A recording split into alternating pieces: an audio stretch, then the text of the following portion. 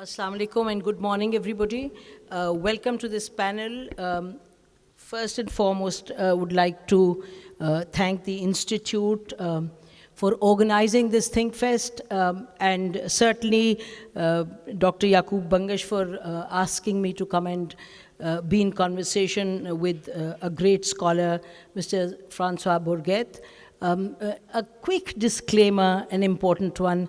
I'm not an expert on the Middle East, but certainly, whatever I know on the basis of that, we'll have a discussion, but the conversation will really move to people, to the audience, because we must take advantage of Mr. Francois' presence here. Who is Mr. Francois? He is the director of the Institute of the Near East in Paris. Then he's a political scientist, senior fellow at the French National Center for Scientific Research. And people who write about him say he has a positive influence on the Muslim communities in Europe. He speaks about their rights, encourages them to participate in mainstream Europe. And I think a few very important things. I don't know, it's a little difficult to hold this.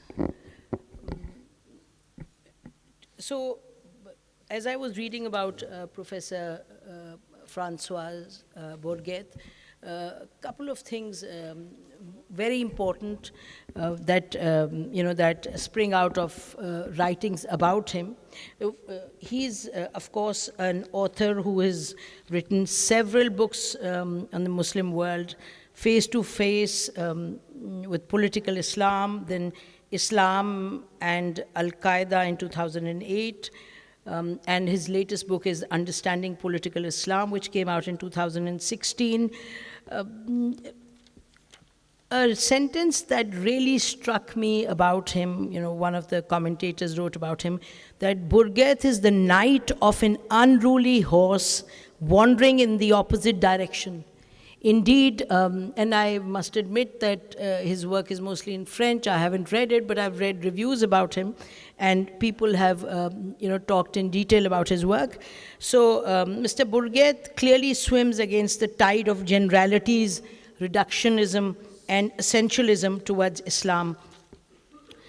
He's basically his work focuses on how there is no generic political Islam. He talks about Islam in the context of, different societies, different periods of history, and one of the important things that he points towards, which will obviously be a point of debate here, Mr. Burgat argues that movements like Al-Qaeda and other movements are a reaction, not a mode of engagement, that the reaction to the colonial, post-colonial policies of the West and how they still exist, that's one element. The other element is how within the Muslim world, the bureaucracies and the political elite have in some ways led to the stultification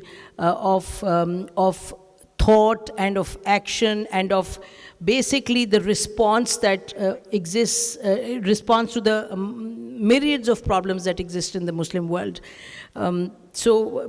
Before much, without much ado, I'll just move to Mr. Burgat and first request him to just say a few words about, his interest. And I must also say that he's a scholar, not just sitting in France and writing about the Arab world. He has been, since he was in his early 20s, he's gone and lived at length in countries like Yemen, like Syria, like Lebanon. And Algeria above all. He started his work on the Arab world, on the Maghreb with Algeria, and we'll ask him, maybe he knows Professor Iqbal Ahmed, really dearly loved personality, Pakistani, who went and lived in Algeria initially. And so he starts as a leftist radical scholar in Algeria, and then how he moves to then look at the Arab world from a different lens, and a lens which we'd like him to share with us today. So over to you, Mr. Burgat, a few words about your interest before we begin the conversation in terms of questions. Thank you. Allow me to express my warm thanks to all organizers, to you, of course, who are my main encounter to the organizers, to allow me to be back in Pakistan, and briefly mention that first time I was here, my hair was almost as long as yours. Really? Yeah. Since then, Pakistan has moved, becoming younger and younger at a time when I moved in the opposite direction. But as Mrs. Tawakkul Karman said this morning, you heard that she said that going to Lahore is to reborn. So you can imagine how happy I am to reborn. Maybe next time I'll be here, I will have again my long hair. God knows. I've often been asked, since, as you have mentioned, I lived most of my life in the Middle East. It is true that I am happy to see the Middle East from the East, to change perspective. I know that this is very important. I know that the way we build our understanding is slightly different whether we look from Algiers or from Lahore. And I'm impressed, of course, of addressing this issue of the Middle East at a time when, and you've mentioned it, we are changing very rapidly. We are no longer in the good old world where the hierarchy of the international community was clear, especially after 1990 with the dominance of the US. We are in a time where we have the feeling that the world global system is recomposing, okay? How did I come to get interested to this Arab Muslim world? I'll say that I belong to a generation where we, the French or the Westerners, we were educated in an atmosphere that brought us to think, to be convinced that our culture was equating universality. We had some kind of monopoly of expressing universality. So traveling to meet the other, well, the other was not European. The other was a non-European other. And the other, for some time, has been the Arab, then he became the Muslim. So he who tells us who we are in Europe, and specifically in France, is the Muslim. So traveling toward the Muslim world was more or less a way to know better about our own identity. Through my life, I have two stages. The first, I say, is discovering the other on an intuitive base with no academic knowledge. Just traveling and meeting with people, but with no history, no language, no knowledge. But just getting familiar with the idea that someone who's dressed in a totally different way might be a good person. But we had to learn this. We had to learn this. We had to get acquainted with the idea that the way we dressed, the way we sang, the way we cooked was not the only legitimate one on earth. So this phase where I'm traveling around the world, I went around the world, I went in several directions, but the longest trip I did with my long hair was around the planet as a whole. That's 50 years ago. That's, I'm afraid, 50 years ago. No, I ask you that because yes. we come to how much of yeah, that has changed. That's 50 years ago. I discovered the word hitchhiking around the world and hitchhiking around most of Asia and Africa. Then I started a totally different approach. I had the opportunity to live 7 years in Nigeria, and I started mobilizing the knowledge, okay? What was the first lesson I learned from my intuitive encounter with the other might be a nice person, even though his songs and his way to dress are different. The second lesson, main lesson I learned with the knowledge was the colonial background of my own country. When I moved to Algeria, I knew nothing about the history of the relation between France and Algeria.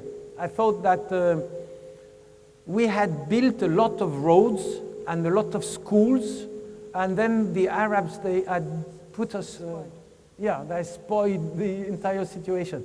So I came to understand to read the dark pages of our relation to this world, and this has been my process. Maybe I can wrap up my main idea as a researcher. When I arrived to Algeria, I discovered that military domination was not the worst of what can happen to a nation. There is another stage of domination. It's economic domination. It's bad. When you disaggregate the tribe so that you can buy the land and expel the people, it's a vicious way of domination. But it is not the worst. The worst is the cultural domination. So my entire life as a researcher was moving into the mechanism brilliantly described by Edward Said later on. The mechanism of cultural domination and the way we tend to blame the culture of the other when he is reacting to our political presence in his country.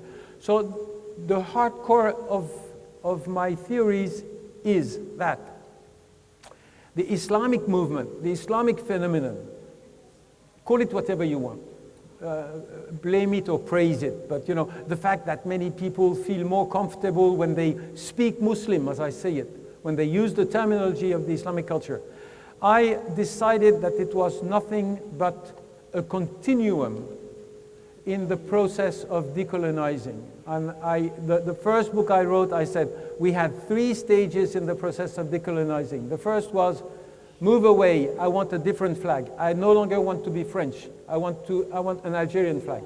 The second step was, give me back the key of the Suez Canal. Allow me again to control the oil fields. And we got mad at this stage, at the stage of nationalizations. We reacted by blaming Nasser and comparing Nasser with Hitler, okay? But there was more to come.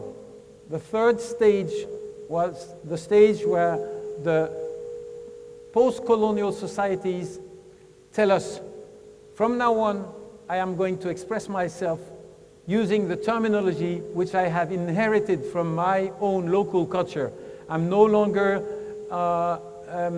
going to submit to the so-called universality of the Western categories. So this is, basically I would say, this is the frame of my analysis.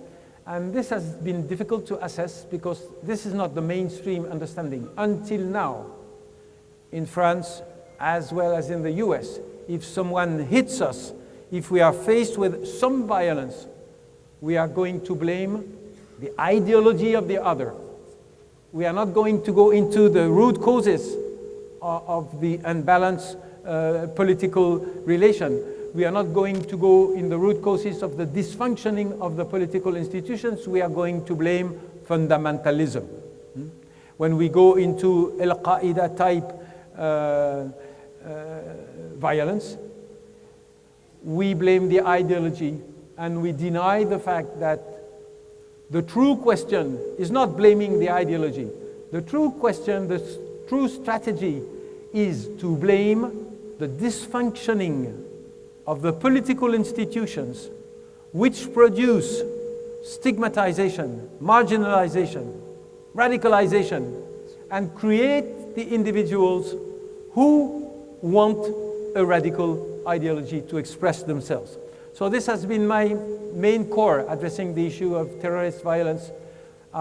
You can find articles labeled terrorist. Do we fight them or do we stop producing them? Anybody listening to you? Where Good policy is question. made, where policy is made. Good question. It's a matter of balance of forces. Nowadays, the mainstream in academy, I would say I am optimistic. The mainstream in academy, English, using English, is not so bad. Is not so bad. What I'm saying is not abnormal, is not refused completely, but the main political stream and the main intellectual stream, those who go on prime time on television in France, they ignore this attitude. If you say so, if you say, to understand the violence, you must admit the fact, you must not concentrate upon the component of the French society who is producing violence. You must study the entire society to know where is the dysfunctioning which has produced individuals who want to spit at me and fight me. And I am afraid at my French level, I'm not so optimistic. I would say the main intellectual trend now will consider that I am allied or supportive of the extremist. But the academic field is, yeah, there is more hope in the academic field, and you can go, it's a global village. We know one another much more than it was the case 50 years ago. You can check that the main academic, there is a battle in the US. You have Campus Watch, you know. We have a Campus Watch in France. I can be criminalized and considered a dangerous citizen. But the dominant understanding is closer to some kind of realism than the hate discourse which prevails in the media. The dominant understanding is that, and is the dominant understanding influencing policy? But before that, you know, you made a point about, you know, that what is happening, whether it's Al-Qaeda or you look at other movements, their reaction, continuation of, you know, response to policies that exist that are obviously negating basic rights, law, etc., whether we look at Jerusalem and other places. At the same time, there is the compulsion of the state and the governments in Europe. Let me play the devil's advocate. There's the compulsion of the governments to deal with a very pressing and immediate issue of security. And with terrorist attacks, etc., all of that, how would, I mean, if you were placed in a position of policy making, how would you deal with that? I mean, there's that unending problem on that side, while all that you were saying in terms of contextualizing and looking at history, etc., is all very valid. So how is it possible to move forward on the one hand with the political compulsion, the security compulsion, and on the other hand, you know, the responses that you see in the form of Al-Qaeda and, you know, we'll come to ISIS later on, but I do get your question. I will try and express some kind of a rule. First of all, I am not blaming the West only. I am blaming the dominance. Yeah. Because we have in the Middle East, we have all over the world people who are doing the worst of what the West is doing as a dominant power. Okay? The situation of Muslim world elites, for instance, is that very often the people ask the regime, the elites, they ask to the world order to apply the rule of God governance, but they refuse the same rules to their people in their country. I mean, they can both... You're talking of European states, or you're talking of the... No, I'm the planet. The planet. I would say the planet. Non-democratic governments, or all governments, like extremism. They like extremists. Arab Pinochet, as you use. I label them Arab Pinochet. I don't know if the word Pinochet is still functional, but what is a Pinochet? A Pinochet is a dictator, or we could say closer, we could say Mossadegh. We get rid of Mossadegh, we get rid of Allende. We rather have Pinochet. We don't. Easier to deal with. It's easy to deal with. I mean, as a whole, the non-democratic powers, they like extremists because this is a justification for their autocratism. And what they hate is moderate, socially rooted opposition. And this you will find in the strategy of every single leaders in this area of the world, as well as you find in an electoral campaign. I would say something very provocative, of course, but all the candidates for the presidential elections during the last campaign in France, they loved extremism. They loved the killings. It's a resource of political legitimacy. But addressing efficiently, courageously, the issue of the relation of the French with the Muslim, no one wants to do it. No French politician wants to do it. What they want, another way I have to describe the dark side of the situation in my country, I say we criminalize ISIS or Daesh. And it's good. I'm glad we do. And most probably we share the same feeling. Okay, but we also criminalize the entire Salafi trend. Well, why not? They are maybe a little too much on the side of religion. They are like the Mormons in the Christian side. Do you understand the Salafis? Well, let me go further on. So, criminalizing the entire Salafi trend of contemporary Islam is a problem. But we do not criminalize only the Salafis. We also criminalize in France the entire Muslim Brotherhood. We do not accept the politically correct, does not communicate on a legitimate base with the entire trend of the Muslim Brotherhood, which means that we do not communicate on a serene base with those who won the elections in Tunis and in Egypt. But moreover, we not only criminalize the Muslim Brotherhood, we criminalize every single Muslim expressing any kind of opposition in the public sphere. And this brought me to say, and I had the privilege of saying it, see, the situation is not desperate. I sometimes have the opportunity to express myself at the highest level. But among the Parliament Commission inquiring on Daesh, I used this sentence. And I'm very glad, because one candidate to the presidential election used it himself. But I said, I am afraid that we in France, we live in a country where the good Muslim, the legitimate Muslim, is the Muslim who is no longer a Muslim. Yeah, you wrote that about it also. Yeah, it's a kind of a the slogan. Locomotive and the engines, you're saying that the engine moves forward and integrates itself. In this case, the Muslims who are integrating themselves in the French society, who cease to be the Muslims who represent the majority of Muslims. And so you're saying there's that keenness to integrate and at the same time leave behind the Muslims, and then the others become the others for the Muslim. Is that what you're saying? Yeah, well, I say that there is a tendency, we have, I said that most of my culture is reacting to the worst of what we have done during the colonial period. What we have done during the colonial period, I said that the worst was the cultural domination, but it's not the worst. There is even worse. There is, shut up, you're not allowed to speak. This is terrible, but there is another range. It's, I will create someone who will speak in your name.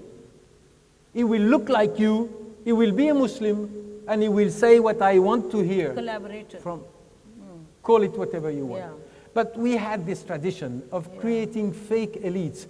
We have nowadays this same trend of creating fake Muslims for the primetime TV, who say what we want them to say. And so in this context, I expressed the idea that I compared, because people tell me, don't you like the reformist? A good Muslim is a reformist. A good Muslim is someone who criticizes 99% of the Muslim. So he's a good Muslim, okay? So, well, it's not an exaggeration. So I said, I am with reform. I have no problem with the idea that the relation between the dogma and the society will evolve. Yeah. But first of all, I am not the one who is going to do it. I'm not the one from the West. I'm not going to impose or suggest or pressure the reform in Muslim communities, first of all. Second, I segregate, and I use this metaphor of the train. I say a good reformist is like, how do you say locomotive? Well, they can A good reformist is like a locomotive in a train. It's the one which pulls the train. carriages. Yeah. The carriages. So he has to do his best to go as fast as possible. But it's not so easy because he's pulling the society behind him. But we don't like this type of reform. We like the guy who got rid of the carriages and is 10 miles in front of the train, away from the society, and is expressing what we want to hear. You know, let's get rid of the Quran. It's too long, probably. We could, get rid of a few parts of it. This type of literature, we like. Well, shortening the Quran inside the Muslim world, it has a political history.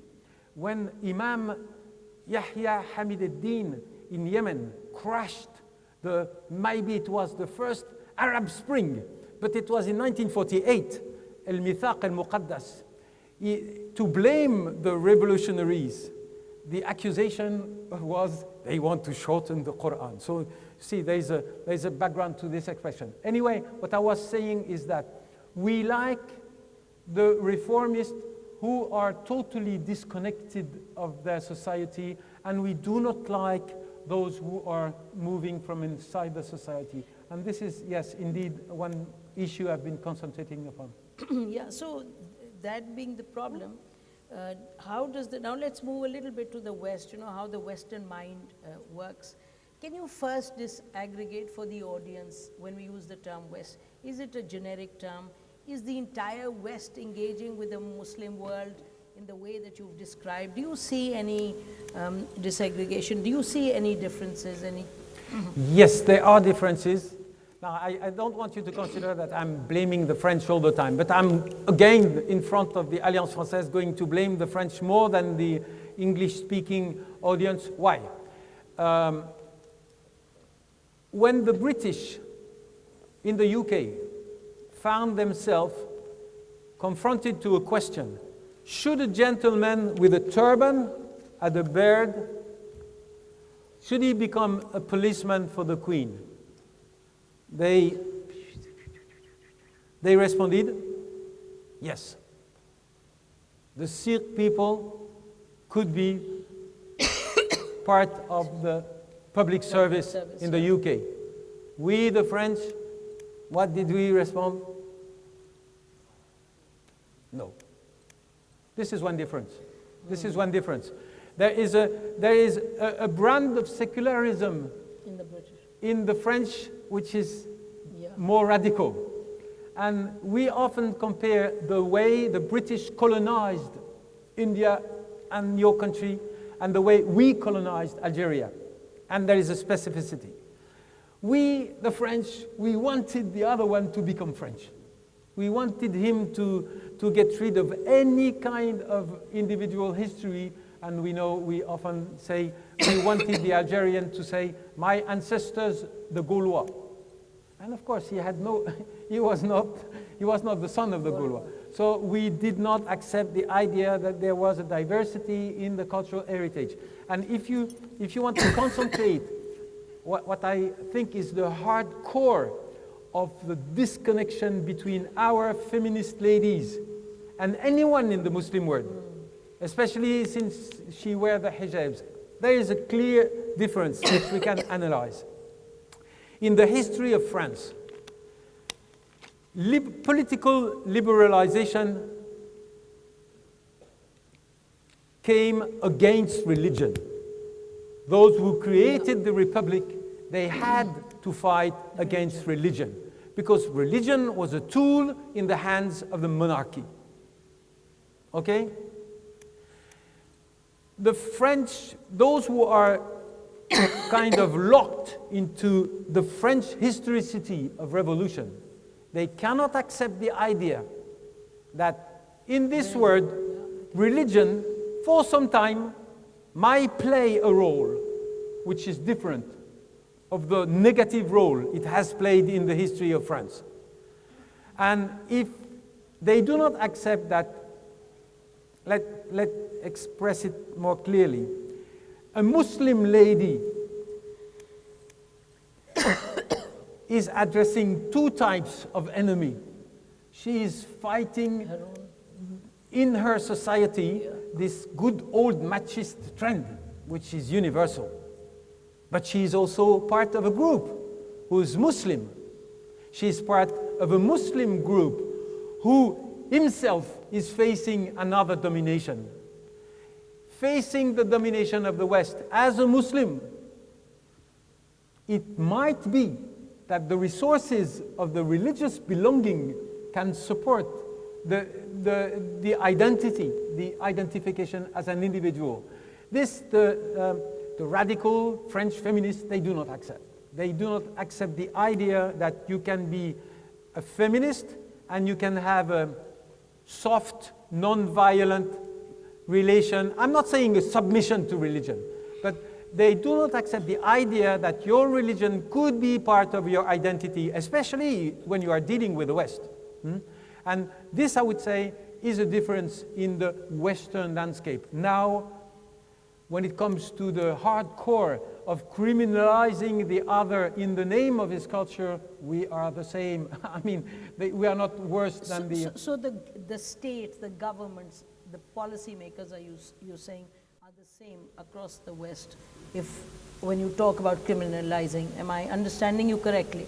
When you look at security concerns. The first time I had to face a situation of terrorism, I did it before every one of you here. It was before 1109. I was living in Yemen, and in Yemen we had an 1109. 1 year before, it was the US Cole attack.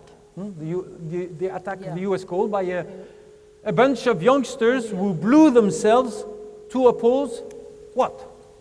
US Cole was a warship. This warship was participating in the embargo of Iraq. The embargo of Iraq had ended by hundreds of thousands of victims, including children. Madeleine Albright, Secretary of State, did not deny when she was asked, was it worth killing 500,000 children of Iraq? And she did not deny the number. She said, well, it probably was. We had to oppose Saddam Hussein. Okay. After 17 warriors, because they were warriors, they were not youngsters doing tourism, US warriors were killed in the attack by the young Istishhadiyin. President Clinton came to the funeral and he gave an explanation.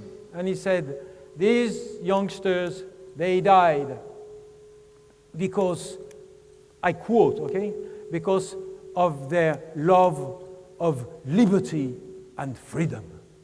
This is a quote, okay?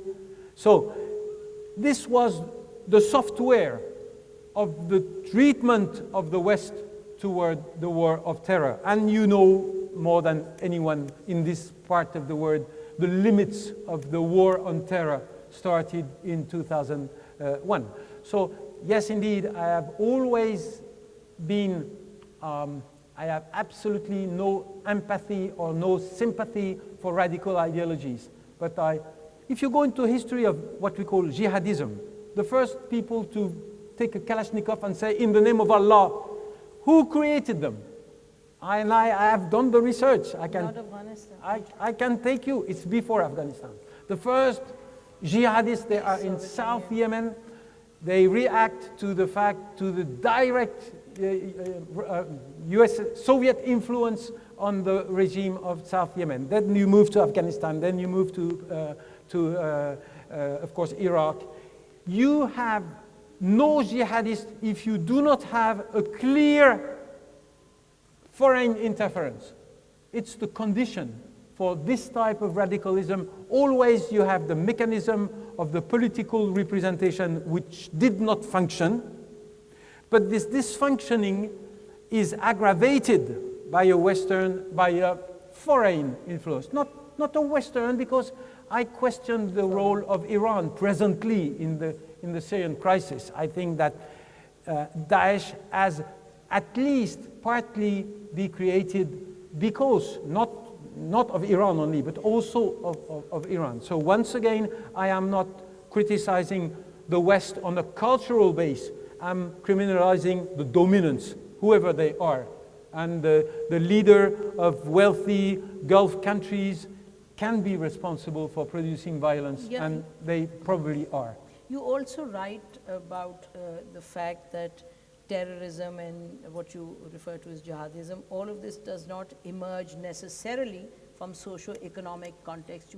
As you just pointed out, that the triggers include foreign invasion, foreign influence, etc. So are we now looking at a situation, so let's come to where we are today in terms of Syria, in terms of Yemen.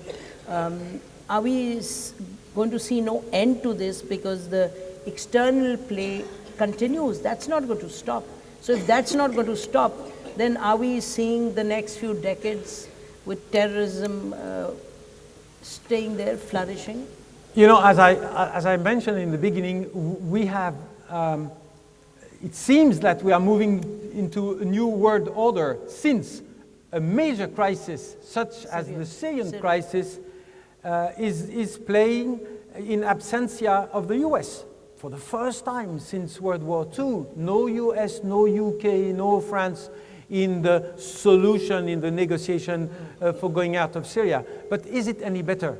I mean, is the result any better? Is the solution of Aleppo a solution? Is it a victory? Does it open the road toward a more peaceful Syria? No, it is just a triumph of hard power. The victory of the Syrian regime, and of course this situation is close to my heart because this is where I lived until 2012, long enough to know that the Syrian crisis is not the result of the will of Amir al-Qatar or a pipeline story. No, there was a political dynamic inside the society opposing the oppressive regime. Where did we arrive? The victory of the regime is an imported victory. It's not the result of a balance of forces inside the society. Yeah. It's imported from Russian and Iranian support. Yeah. So it's against a majority who has been abandoned. And maybe I would like to say, why did we abandon? Why did we abandon this? I'm not for, I have said and I repeat that I am against foreign intervention. But in Syria, the foreign intervention existed.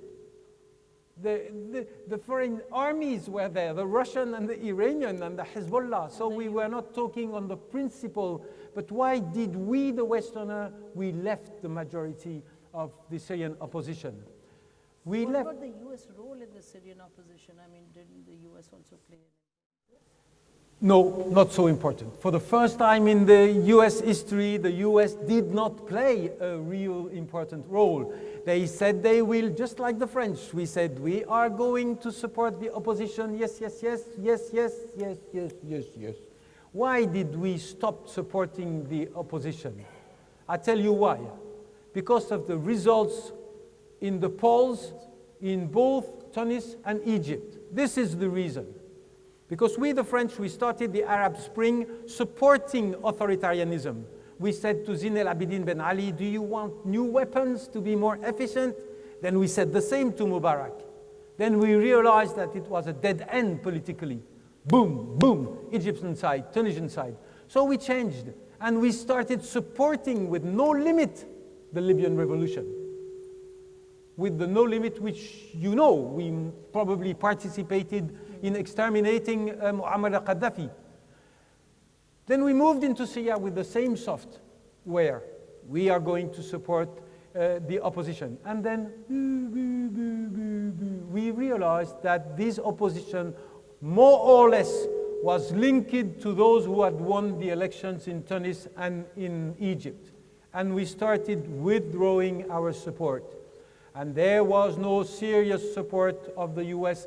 They embargoed immediately the unique weapon which could have changed the balance of force, was not allowing the helicopters to throw these huge barrels on the cities. So the Obama withdrew, and we, the French and the UK, well, we stopped. We were on the verge of an air intervention after the chemical weapons, and all of a sudden, the British, the US, and the French, we stopped.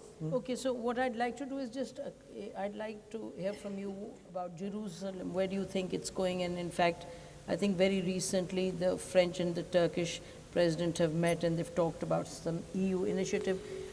I'd like your comment on that, and then open it up to the audience, and over to them. They can ask questions if they want. The Jerusalem issue is important, but not in the sense we think it is. It will not change anything to the situation of the Palestinians in the short term. It's the worst. It can be worse, but it will probably put an end to the hypocrisy of the Western attitude toward Jerusalem. Because taking Jerusalem as the capital of Israel had been voted by Congress. Western and the Muslim hypocrisy, if I may add. Okay, you said it, so I will move into this. What is new in this world order?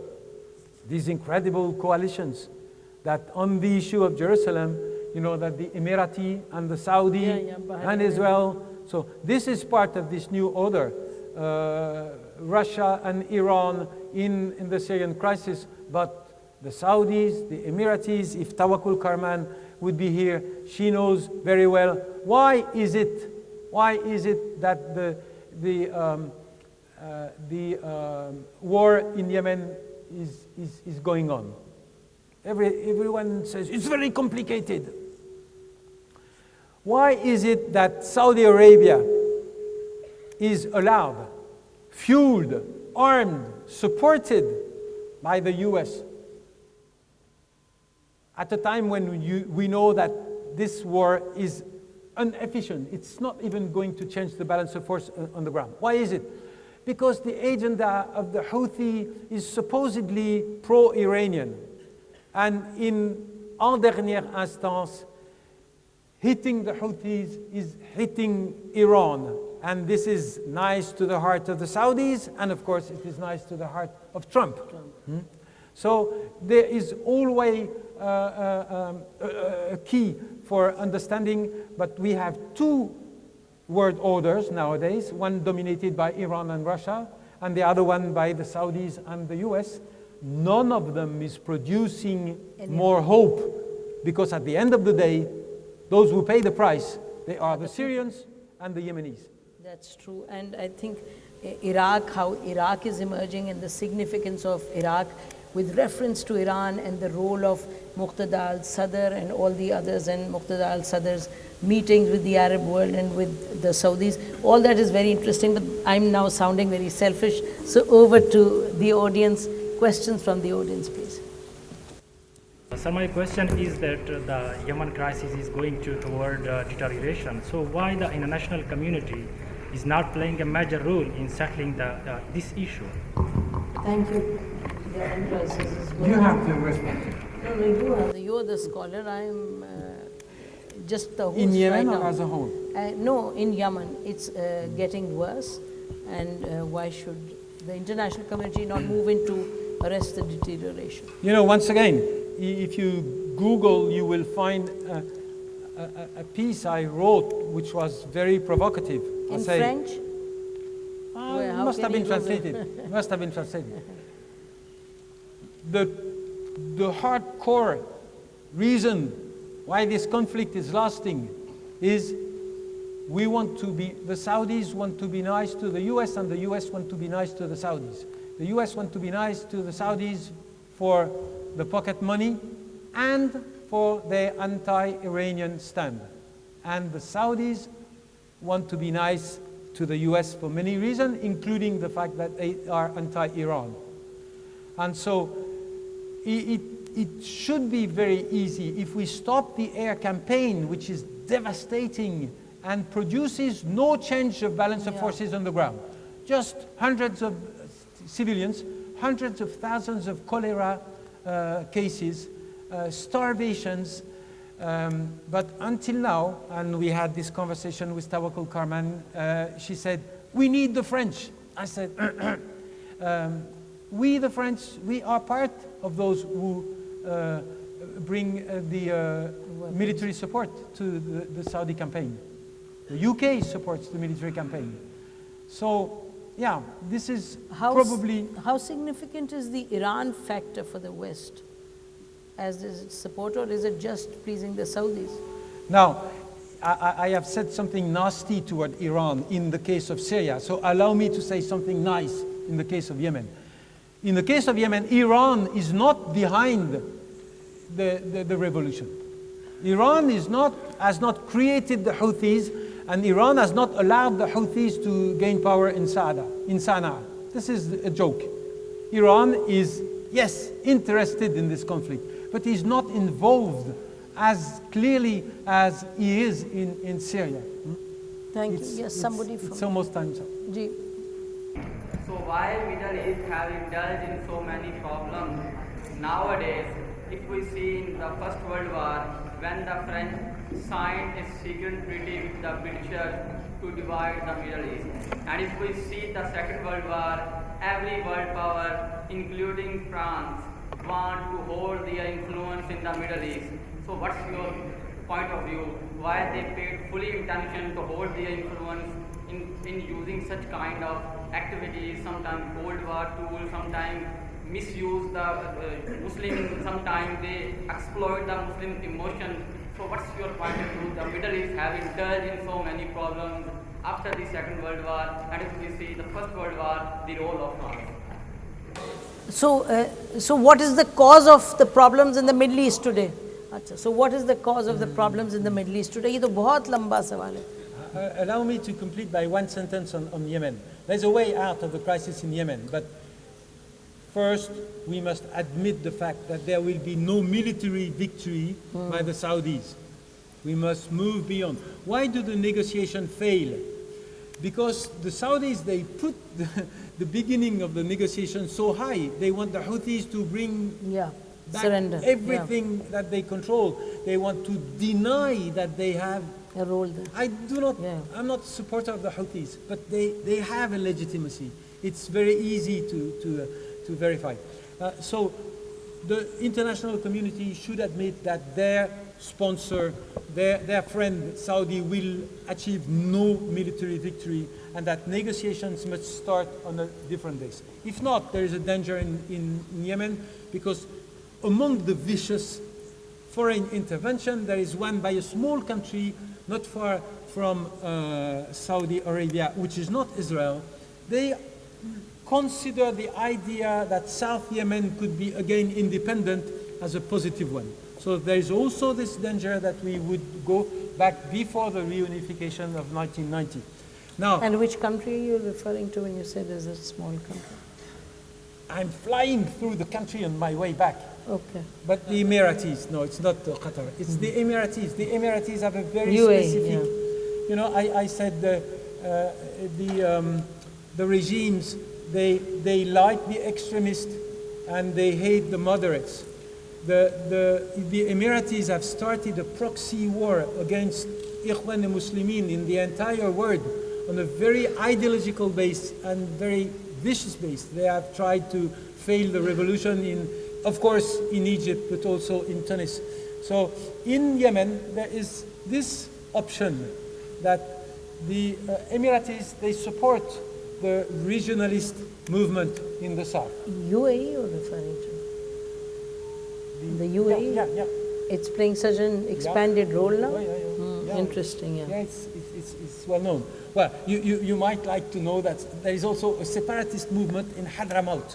Hadramaut is the province down in Yemen. And you know what these guys are asking? They are asking to be aggregated to Saudi Arabia. So you have also this move that Saudi Arabia would try to get Hadramaut, and the Emiratis, they like harbor connection, they like commercial connection, and they have a dream of building a huge base in Aden. Now, as a On the conclusion, UAE, just one note on that. I was at a conference on GCC and the Gulf security. It was in Bahrain about 2 weeks ago, and the UAE Minister for International Cooperation was there. And I was struck by what he said. He said, we are not a Sunni state, we are a Muslim state. And I think there's that whole now thrust in terms of trying to wean the Shias generally in the Muslim world from Iran, and not to look at Iran as the leader, which, by the way, I as a Shia feel Iran is not the leader. And I don't see Iran as an ideological leader at all. But I think with the way the Arab world has conducted itself, some of them are now recognizing that it is not the wisest way to define yourself as a Sunni state, because automatically then you are essentially by default, leaving the rest to the Iranians. So it's interesting that you say this about the UAE, and I was struck by what they said. But coming back to the question, I guess a brief answer on the problems for the Middle East. For which we need another conference. Okay. And I'm ready to come back. No, let me just one sentence, by one sentence, the hard core of the problems on this nice, beautiful planet as a whole is the ability of the institutions to not to create segregation and marginalization. And we can talk about that in terms of Pakistan as well, but for that another time. Ji, naam batayega please, and can you stand up though, please? We can hear you better. My name is Bilal Ahmed, and I have a question about the role of this emerging new order in Afghanistan and its potential implications on Pakistan. Emerging new order in Afghanistan? The one he talked about. Where's the new order? Okay, the world order. The emerging new world order, its role in Afghanistan. Okay, and got then its potential implications on Pakistan as well. Oh, well. And also there's off the cuff question, whether America is feeling afraid of potential marginalization in future settlement of Afghanistan as well, like in Syria. Can you talk about Afghanistan in detail? Have you studied? No. Okay. No, well, of course I can just in one sentence. In this new world order, I mean this new trend, we come back to the pre-1990 situation where the US were not alone, okay, first. Yeah, and then we have what we call acteurs secondaires, secondary type nations which emerge. Among them, of course, several nations of your part of the world, and Turkey and Iran. Now the way this is going to mix, and the way these countries are going to impose their regional world order is not something a social scientist can say. That's right, and I think there are many. Just last question, please. Ji, Dr. Abdullah, my question is that in the Middle East, actually, there are two groups, Iran and Saudi Arabia. They are playing key role in the Middle East crisis. And what is the opinion of West about these both groups, and why the West is supporting Saudi Arabia other than Iran? Okay, I think last part, very briefly, why Saudi Arabia is supporting Saudi Arabia, not Iran. I have written sometime that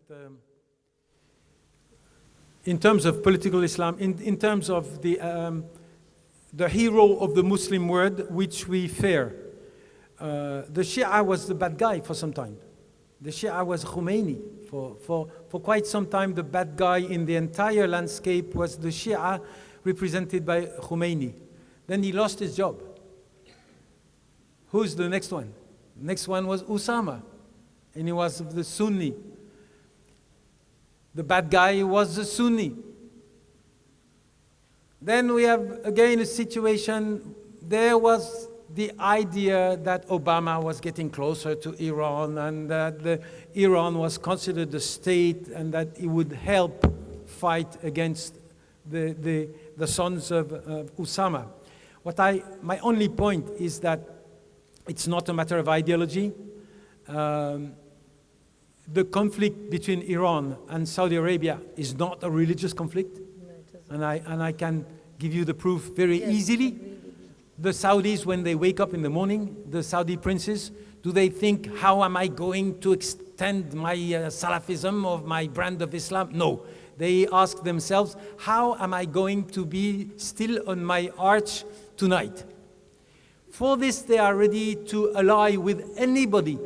The Saudis, they have supported the communists in southern Yemen against the more conservative north.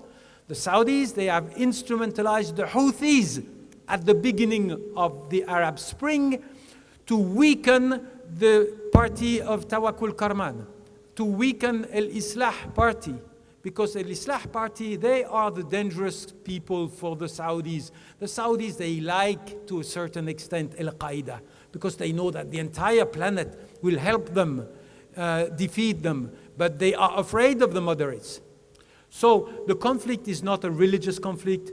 The primary belonging is instrumentalized to accelerate a political mobilization. Because if you go into another example, Ali Abdullah Saleh, when the Houthis revolution started, he is the one who has brought in Ta'ifiyya, as we say in Arabic. He is the one who has labeled the Houthis Shia. And then he moved, and he allied with the Shia. He was himself Shia. So I think that, as a word of conclusion, we should not take the primary religious belongings as a key for analyzing the political developments in this part of the world. Thank you very much. Thank you so much. Thank you so much. So yeah, well, not at all. So such is the nature of power and the power game, and I don't think that we're going to leave this hall any more relaxed about solving the problems, but I'm sure we leave this hall knowing a little bit more about the complexities of the Middle East. And thank you very much, Mr. Burgat. Thank you very much. Thank you.